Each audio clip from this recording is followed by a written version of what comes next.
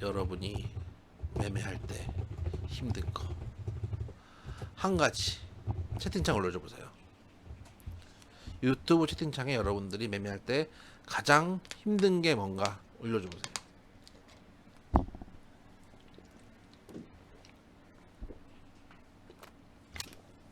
힘든 게 뭘까요, 여러분들?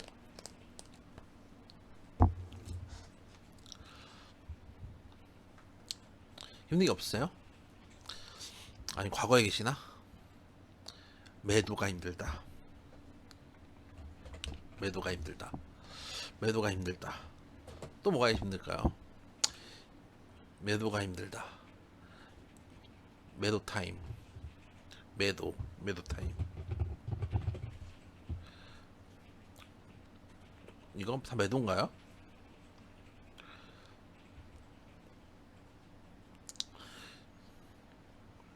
그 외에 없으신가요?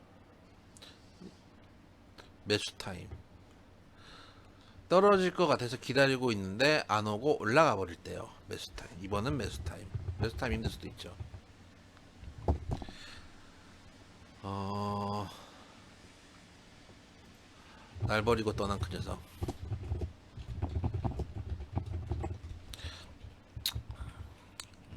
이런 거? 이거 어려우신가요?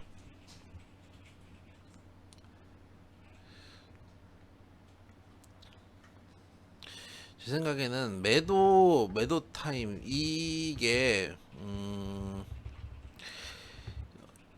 이런 말이 있긴 있어요, 여러분들. 매수는 기술이고 매도는 예술이다. 이런 얘기가 있습니다. 근데 매도 타임은 뭐 악어님 마이너스 80% 맞아요. 계산 정확하죠? 정리하시는 방향으로 말씀을 드릴게요.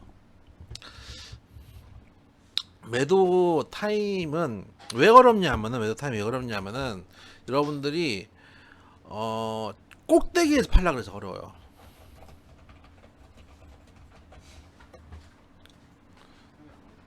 꼭대기에서 팔라 그래서 어려워요. 둘째, 둘째가 뭐가 어렵냐면은 수익이 났다가 손실이 났다가 다시 수익권으로 갔을 때가 어려워요. 수익이었다가 손실이 났다가 다시 수익이 나니까 다시 손실이 날 게 무서워. 이거는 결국은 두려움. 이게 어려운 거죠. 그 다음에 지루함. 이거 뭐냐? 내가 팔면 올라갈 것 같아.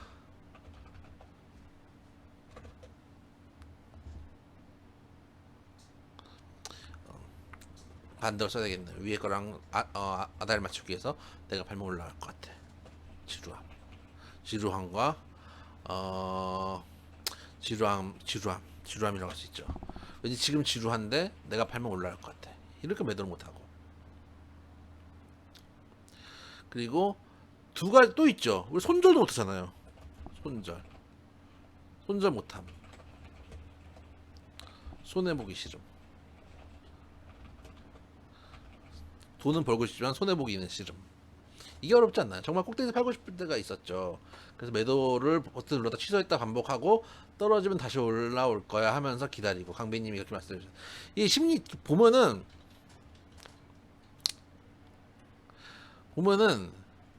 이게 다 심리예요. 심리 결국은 요는 뭐냐면은 여러분 매도가 어려운 거는 심리예요. 정말 갈 수 있는 확신이 있는 종목이니까. 그리고 여러분들이 확신이 없어요. 확신이 있는 종목이라면은 지루함을 이겨야 되고, 확신이 있는 종목인데도 손절 라인이 깨지면은 손절을 하셔야 돼요. 그게 원칙이에요. 확신도 없고, 근데 심리도 확신도 없고 원칙이 없는 거야. 원칙도 없고 이게 되는 거예요. 그래서 결국은 다 심리적인 문제거든요. 그래서 여러분들 나름의 매도 자리를 정하셔야 돼요. 예를 들면은 예를 들면은 5일선에서 5일선 자리에서 이탈하면 매도. 그래서 그 이탈했다가 깨졌는데 며칠 후에 보니까 다시 올라간 경우도 있어요. 물론 있어요. 그래도 나는 원칙이 5일선 이탈하면 매도하겠다라고 원칙을 정했으면 그대로 하시면 돼요. 나는 5일선 같이 잔 파동보다는 적어도 중심선이 21선은 깨져야지 매도하는 거 아닌가? 매도하시면 돼요. 근데 21선 깨고 다시 올라왔어. 한 달 후에 보니까 다시 올라와가지고 내가 판 것보다 더 올라갔어. 그래도 나는 원칙대로 매매했으면 된 거예요. 그 돈으로 다른 거 하면 되잖아요. 여러분들 매매 포지션에 따라서 매매 포지션에 따른 원칙을 정하셔야 돼요.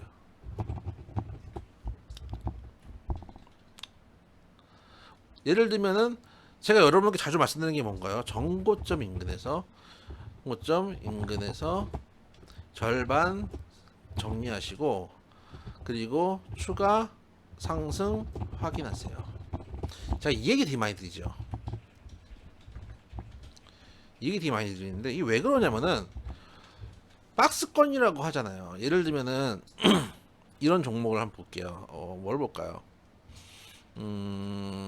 뭐를 보면은 오랜만에 DPC를 봐야 겠다. 오랜만에 DPC를 보겠습니다.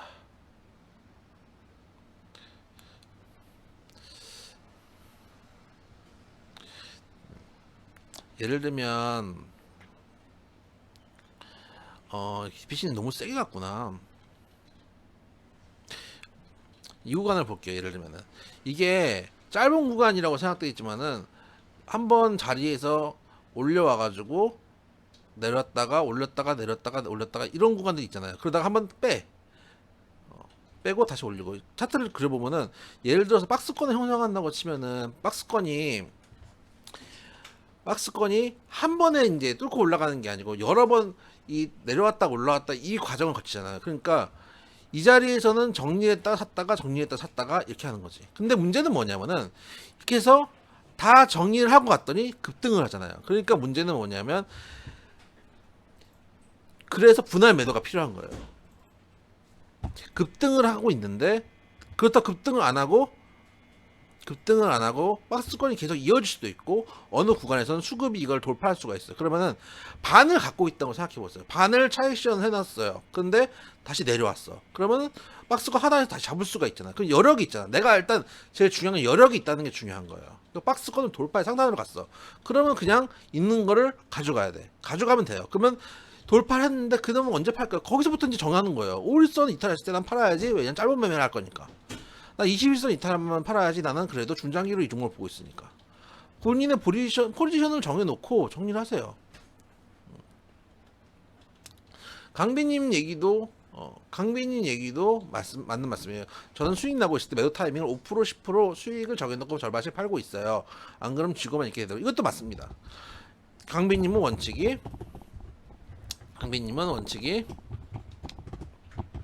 5% 10% 정해놓고 분할 매도. 이것도 방법이에요. 반대로 손실률도 5% 뭐 손실률은 짧게 잡아야 되겠죠. 왜냐면은 수익률이 손실률보다 커야지 이게 계좌가 플러스가 될 거 아니야. 그러면은 얘가 5% 10% 잡으면은 손실률은 3% 6%에서 분할 매도. 이렇게 가야 되겠죠. 이게 또 원칙이 될 수 있어요. 이것도 원칙이 될 수 있어요. 물론 나중에 되면은 그 매도 시그널들에서 거래량이 많이 터진다든지 많이 터진다든지 그래서 지켜줘야 될 자리들이 있습니다. 올라갈 때도 지켜줘야 될 자리들이 있어요. 들을 못 지킨다든지 혹은 아니면 슈팅 나올 때 팔 때도 있어요. 슈팅 나올 때 팔 때도 있습니다. 왜냐하면 단기 매매할 때 단기 매매할 때 그렇게 하기도 해요. 단기 매매할 때 이렇게 할 때도 있습니다. 그럼 결국은 뭐냐면은 내가 이 종목을 가지고 있는 포지션을 다시 한번 보면서 장기 포지션인지 중기 포지션인지. 강빈님은 손실률은 종가 기준 5%까지 보고 있다. 이렇게 말씀하셨습니다. 나름대로의 기준을 정하셔야죠. 이것도 중기 포지션인지 단기 포지션인지 이런 것도 정해놓고 여러분들이 매매를 하시면 돼요. 그래서 매도가 힘들다고 하시면은 종목마다 포지션을 정하세요. 첫째. 둘째. 근데 원래 이 얘기 하려고 시작한 게 아닌데 오늘 우선주 얘기하려는데 이 얘기가 더 길어져가지고 동영상을 이걸 만들어야 되겠다. 종목마다 포지션을 정하시고, 둘째는 종목마다 포지션을 정하셔야 되고, 둘째는 예를 들면 아까 우리가 포트폴리오 점검했을 때 제가 이제 카카오라든지 네이버라든지 이런 것들은 이제 큰 비중은 들어갔으니까 이거는 롱텀으로 가져가시면 됩니다라고 말씀드렸고, 나머지는 빠르게 돌리시면 됩니다라고 말씀드렸습니다. 그래서 포지션에 따른 원칙을 정하세요. 예를 들어서 5일선 이탈 시 매도. 짧은 매 단기는 정해 드릴게요. 그러면 21선 이탈 시 매도. 중기. 그리고 손절 라인은 이렇게 정하시고, 정고점 인근에서 일부 매도, 절반 매도, 이럴 정도, 이 정도 매도하시고, 순서가 바뀌어야 되겠다. 얘가 1번이 돼야 되고, 그렇죠. 중기 하니까 우리 김실세 송중기님이 생각나죠. 그리고 위로 올라간다고 가정했을 때는 이렇게 세 가지 포지션으로 매도를 하세요. 쉽게 분봉 매매할 거 아니니까 세 가지 포지션 정하시고, 네이버 신고가 기다리고 있습니다. 신고가 종목은 계속 가져가시는 거예요. 네이버 신고가 종목은 계속 가져가시는 게 맞아요. 신고가는 아닌데 다음 주에 이게 이제 말씀드렸던 정고점이네요. 여기서 저라면 절반 정리하고 나머지 절반을 가져갈 것 같습니다. 물론 충분히 돌파할 여력이 높아요. 그러니까 그 전고점에서 절반을 정리하라는 게, 여기서 정리를 하는 것도 방법인데 여기서 밀려 내려오는 걸 확인하고 정리하는 것도 방법이에요. 그렇죠. 절반 정도 팔고 정리를 해보셔도 됩니다. 나머지 절반 보셔도 됩니다. 그러면 정리를 했는데 나 좀 더 사고 싶어, 이런 얘기 많이 하시잖아요. 그러면은 어디서 사느냐? 예를 들면은 보세요. 전에 네이버가 계속 상승하다가 한번 하락한 자리에 21선 깨졌어. 나는 21선 깨졌기 때문에 전량 매도했습니다. 그래서 21선 깨졌기 때문에 난 전량을 매도했어요. 그래서 잘 빠졌는데 한 2달 후에 보니까 내가 생각보다 더 높아져 있네. 그리고 생각보다 많이 갔어. 그러면은 예를 들어서 21선 눌림목 구간에서 지지를 확인하고 잡는다든지, 아니면 반대로 나는 이 자리에 샀어. 이 자리에 샀는데 장기 이평대에서 지지받는 거 보고 샀는데 전고점이 왔어. 전고점이니까 반을 팔았어. 여기서 반을 팔았어. 예를 들어서 반을 팔았는데 생각보다 더 갔네. 그러면은 다음 21선 눌림목에 사는 거죠. 그러면 이렇게 생각할 수 있어요. 예를 들어서 네이버를 19만 원대 팔고 22만 원대 사란 말인가? 라고 생각을 할 수 있어요. 근데 여러분들 물타기보다 불타기가 좋은 거예요.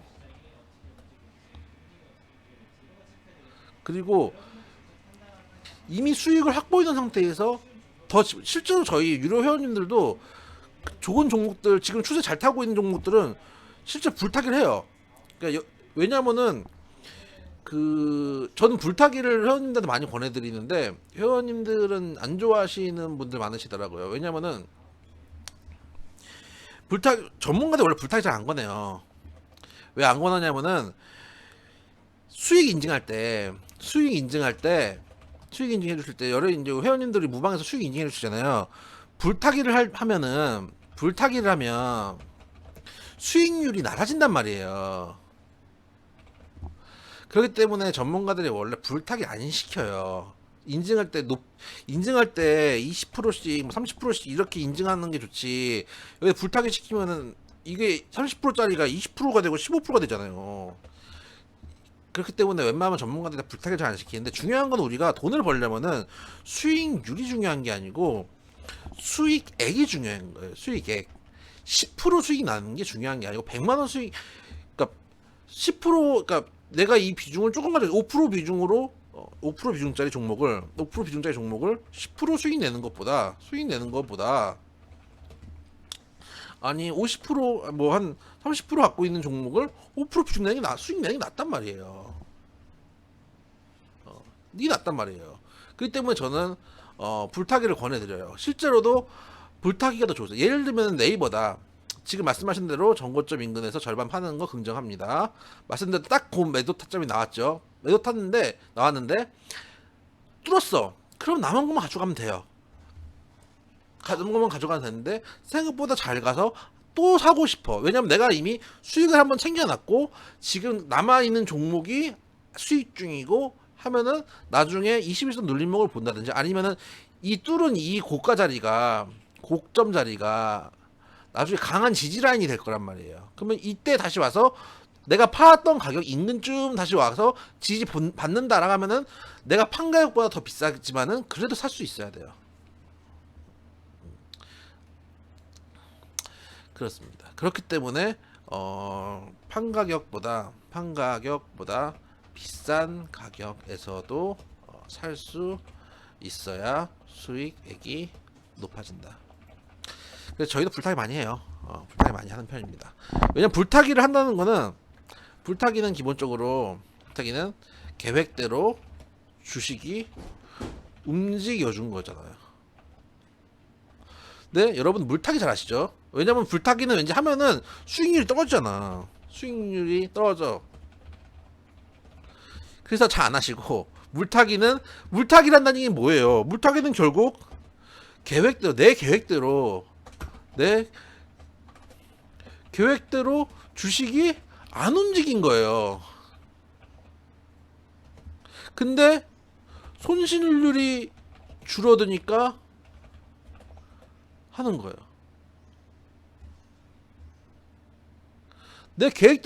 그럼 단순하게 내 계획대로 움직인 거에 돈을 더 넣는 게 맞지 않아요? 수익률이 떨어져도?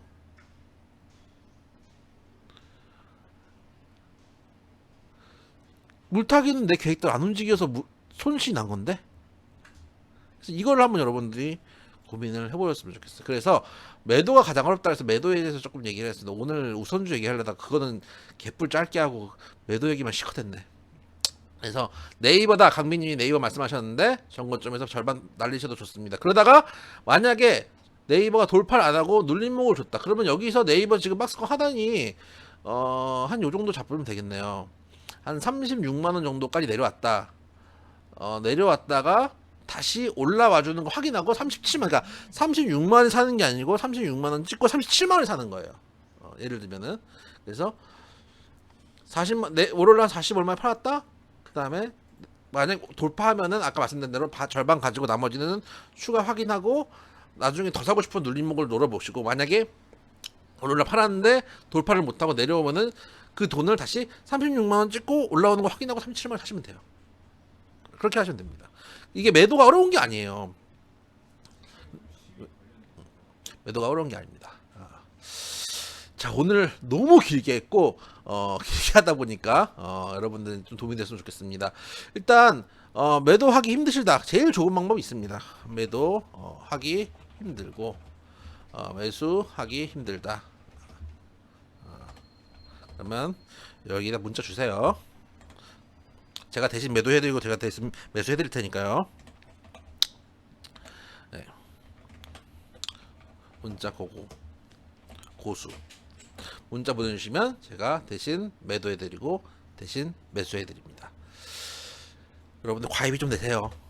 수학 과외비 여러분들 고등학생 자녀분의 수학 과외비로 수학 과외비 정도 듭니다. 네, 여러분들 스스로에게 너무 인색한 거 아닌가요? 스스로에게도 스스로를 위해 공부하자. 교육비도 괜찮지 않은가라는 생각이 듭니다. 자, 오늘 방송 여기까지 하고